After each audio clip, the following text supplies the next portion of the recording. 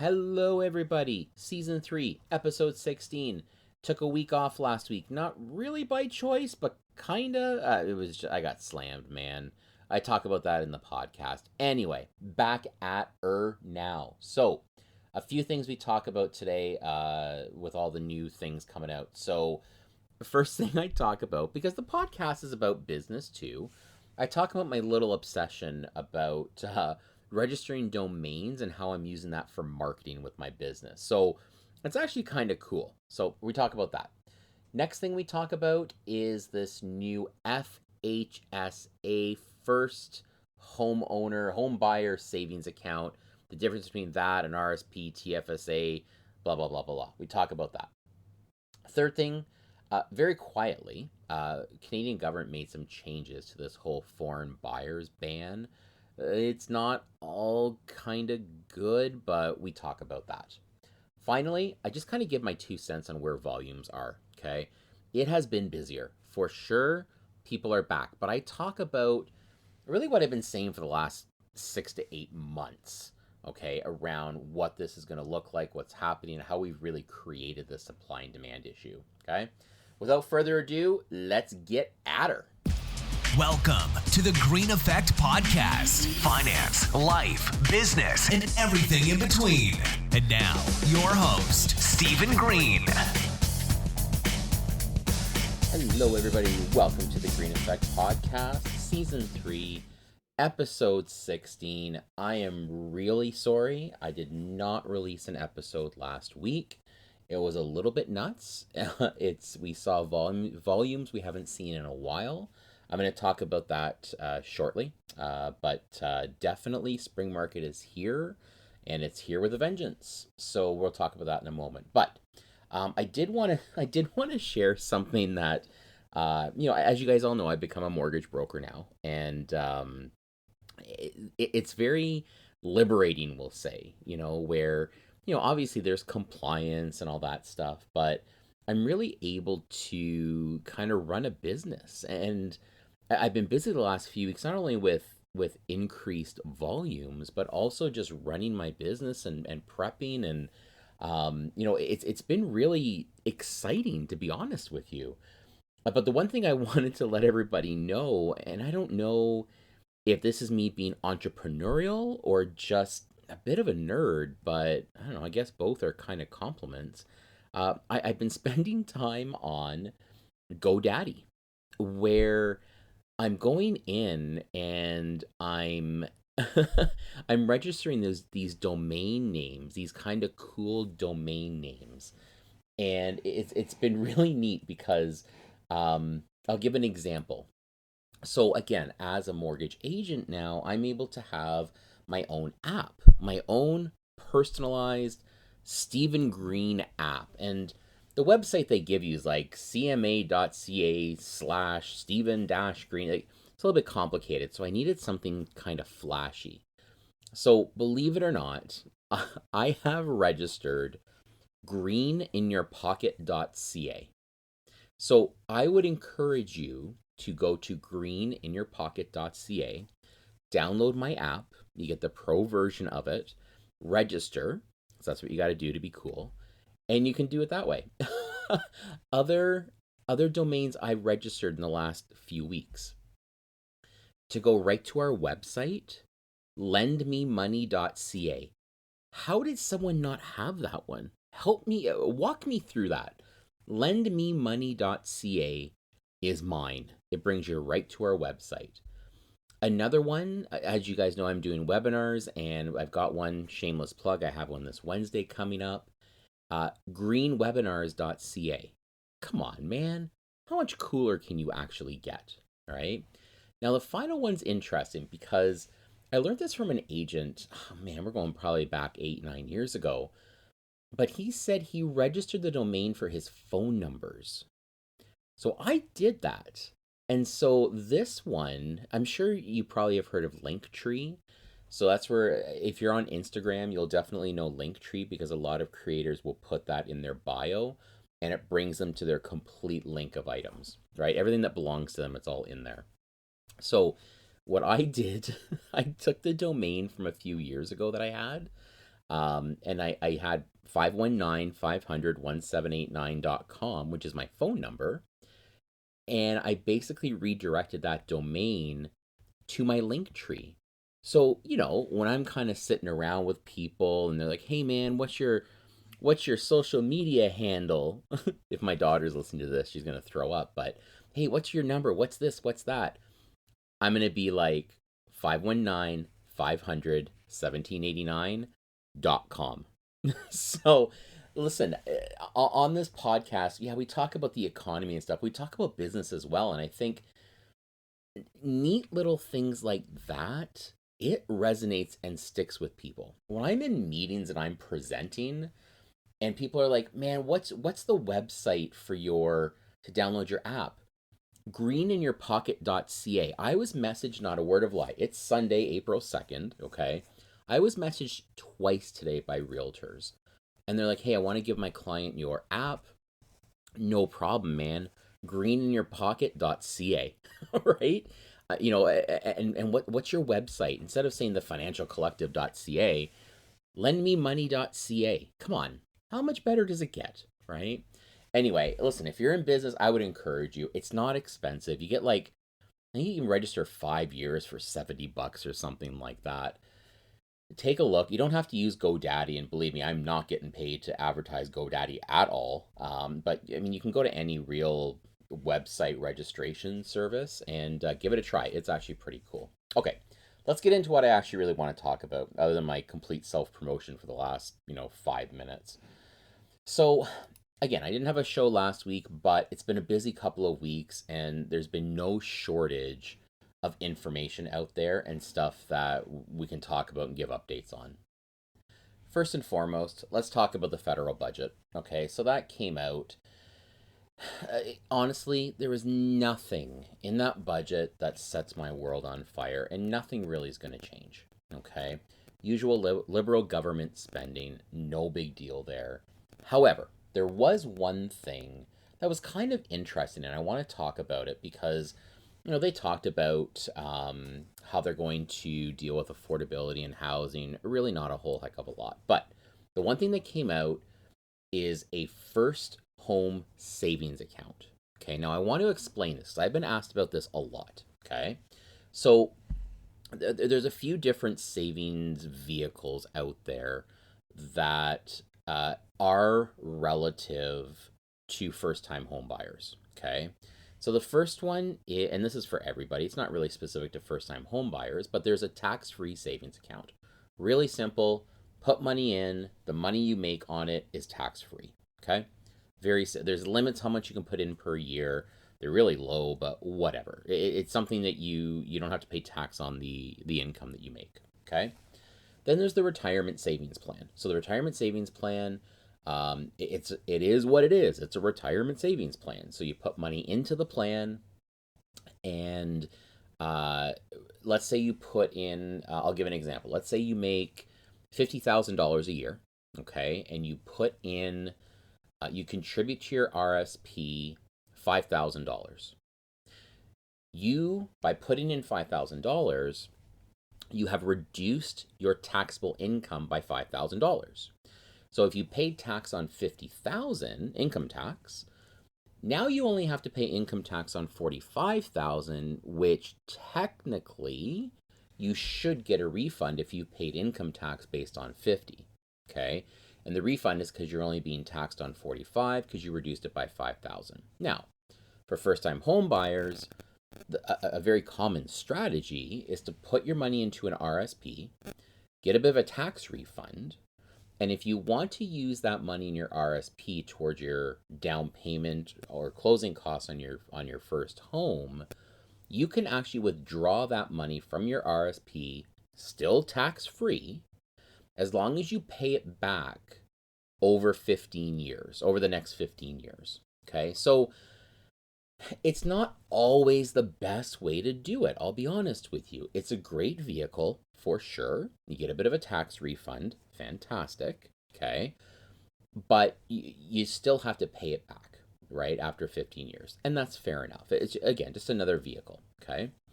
This new one, this first home savings account, FHSA, because we always need an acronym for something, is kind of a hybrid between the two. So, with a tax free savings account, sorry, my apologies, with the first home savings account, you put the money into a similar savings vehicle as a TFSA, a tax free savings account. Similar. Okay. You take it out tax free when you buy your house. Okay. The amount that you make on interest or whatever is still tax free.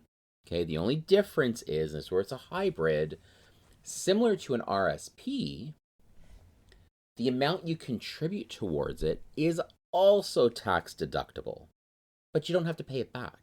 Now, I've read everywhere, I will be honest, if someone on this podcast thinks that you do have to pay it back and I have missed it, please let me know and I'll correct it, okay? But I have read nowhere where it indicates you got to pay this money back, okay? If it's part of the first home savings account. So, in my humble opinion, unless there's a really good reason, you're going to want to use your first home savings account over an RSP pretty much all the time. Now, there's limits as well. Okay, it's $8,000 a year to a max of $40,000 lifetime. Okay, which is fantastic. $40,000 is not going to get you too much on a down payment, but hey, it's better than nothing. Let's just call it what it is. Okay, so that's probably the biggest thing that came out of the budget. I'm trying to think what else. They were talking about, well, this is actually important, but I don't know how far it's going to go. But the government did talk about, protecting Canadians. It's funny they use the term protecting, but they protecting Canadians, that they want to make sure that they have access to any sort of relief measures, okay, that banks have to offer. For example, money's tight, lost a job, rates have gone up. Can the bank give me a 40-year amortization? Or you remember COVID? You could skip 6 months of mortgage payments. Okay? These are all sorts of things that they want to advocate for. But hey, like everything else, right? Not really how it's going to actually work. Okay? So they also came up with, and this doesn't really have to do with housing, but depending on a lot of lower income homes, they're giving like a one-time, they're flipping on the Epson, they're printing some money for people where, they're going to give them, I think, $400 and something to offset the increase in groceries or something like that. So there wasn't a whole heck of a lot that was like earth-shattering. And of course, like everything else, there's no real answers as to how it's actually going to get executed. But hey, that's the federal budget. That's your Liberal government for you. And yeah, we'll see how it pans out. I mean, listen, the first home savings account is a good thing. Let's call it what it is. It's better than the RSP for sure, right? So let's see how that pans out. See if people actually use it. Because let's face it, a lot of our young Canadians, they don't have a whole heck of a lot of money to throw around. In other news, the Canadian government has quietly, even though it's all over social media, has quietly amended their foreign buyer ban. Okay, it hasn't even been 3 months, I don't think. Well, I mean, obviously January 1st to April 1st, but just before their 3-month anniversary, already they're making a couple of changes. Okay, and man, the first one, I don't know about this first one. So before, when the foreign buyer ban came in, you couldn't buy vacant land if you were non-resident, you had no ties to Canada, etc. Okay. Now they're saying that, yeah, you can do that. You can buy land in Canada that is earmarked for residential or multi-use residential building later on. Now, this scares me a little bit because I'll be honest with you. If I'm a non-resident, I'm trying to park my money in Canada, I'm buying land, baby. But we're all trying to buy land. Like a lot of builders, investors, they're trying to buy land, right? So by taking our foot off the gas on this one, I'm just concerned that we're going to have foreign investors just buy land and collect it like bloody trading cards. And that's not good, right? If foreign investors are coming in and they're spending their money to build housing, I'm not feeling that. It's either we're going to ban them or not. It still doesn't solve a problem, right? So I'm not feeling this. I think they probably had a lot of pressure to let them buy something, and then of course the excuse is, well, if we let them buy it, well, then they can go ahead and build something to actually help. I'm not feeling that. Sorry, I'm not feeling it. I'm not buying it. Okay. The other thing, and this was actually a little bit of education for me, to be honest with you. I thought residents who are temporary on work permit were not impacted by the foreign buyers ban, other than them having to pay the speculation tax. What is it, 30% or whatever it is, or 25? I didn't realize they were impacted, but apparently they were. Where, and I'm going to read this because it's just easier to do it that way. So, if you are on temporary work permit, which for those of you who don't know what that is, you've been admitted to Canada, okay? You have usually a 3-year work permit where the respective company you're working for has allowed you in because other Canadians can't do the job that you're doing. Something like that, guys. Correct me if I'm wrong in the comments. I something along those lines, okay? But if I can just briefly read this, I didn't know this, but um, non-residents weren't banned from home purchasing before, okay, to my point, but they were required to have filed taxes for the preceding 5 years, be physically present in the country for a minimum of 244 days in each of those years, and the property could not exceed 500 grand. I had no idea that was the rule. So this is a big thing where they're now allowing people, they've lifted the ban. So now they're going to allow them to buy as long as they've got at least 183 days left on the work permit. Okay, so of importance here, even if you've only been here, 3 years, you can still buy a place as long as you have that much time left. Okay, so I didn't know that. I thought they were just allowed to buy whatever they wanted as long as they met the bank regulation. I incorrect. So this is going to change a few things, and I think, listen, if you're here on a work permit, you probably have some great skills, and I've said this before. The whole When we're talking about banning people from buying properties, okay, who are not permanent residents, who are temporary here, okay, you got to understand what the government should want is they should want people to be admitted to Canada as permanent residents who are here to put down roots, to bring money into the economy, to contribute to our society. More importantly for the government, to pay taxes, okay? To pay land transfer tax, to pay HST, right? Build a bit. Someone who wants to be part of our country. They're trying to avoid folks who have zero ties to Canada, who come in, and I don't know all the facts here, but I know in Vancouver, they've got all these issues with vacant properties and people just buying places to park their money. That's not cool. Those people aren't paying tax, and they're paying property tax, but they're not contributing or paying anything else towards the Canadian society, right? So that's where this all is. And what happens is you get these folks that are coming in, buying these properties. Well, now there's nothing for anyone to buy. And here we are. Okay, so this is what this is what this whole foreign buyer ban is trying to do. Now, is it going to accomplish anything in the end, folks? Listen, we all know there's loopholes with everything with the government. You can drive a bloody tank through. We all know that. But at least hopefully this slows things down just a little bit. Okay? Now, I want to talk about volumes. Man, so I did not do my call, or sorry, I didn't do my call. Sound like I still work for the bank. I didn't do my podcast last week because it was just so busy. And like I said, I was busy half with the business, half with actual mortgages, but we had increased volumes for sure. So let me just talk about where volumes are right now relative to, and I'm going to talk about Southwestern Ontario, okay? And I'm sure it's the same way across the country relatively, okay? And I'm going to take some credit here. I have said this for months, for the last few years, okay? Oh, last couple of years. Maybe I don't want to be that dramatic, but I have said this. What we're going through over the past 6 months, I keep changing my answer, but let's say over the past 6 months, we, meaning everybody, the government, Tiffy Boy and his cast of characters, okay? We've kind of created our own little supply and demand problem.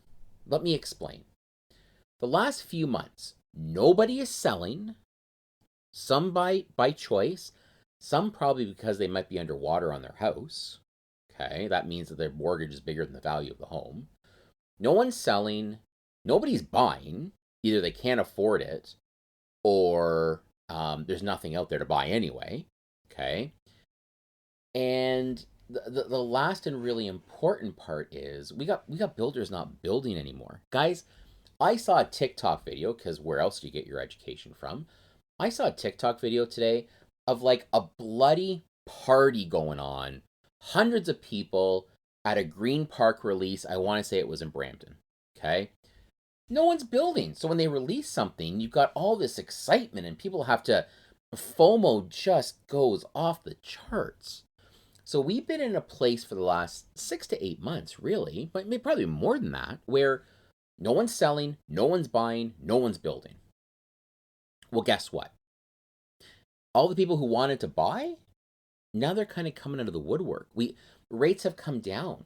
So they're coming out of the woodwork and there's still nothing to buy because only some people are now listing their property. We got 20, 30 offers on properties right now. Kitchener-Waterloo, Cambridge, less than a month of inventory. Holy crap. We're right back to 2021, 2022. Okay?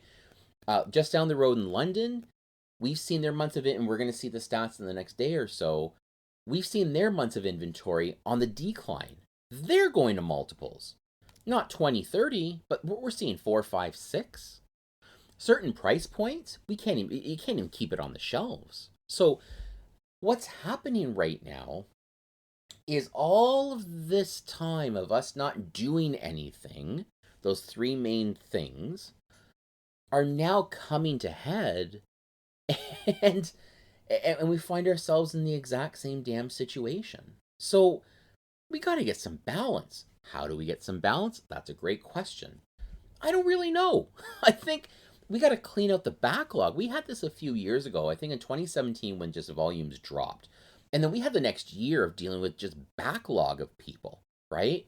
We might have the same thing. We might fire up this engine one more time and volumes might start to pick up again. Okay, so listen, if you're out there right now and you're thinking, do I buy? Do I sell? What do I do? After you download my app at greeninyourpocket.ca, see what I did there? Talk to your realtor. All right, find out, man, is it good? Is it bad?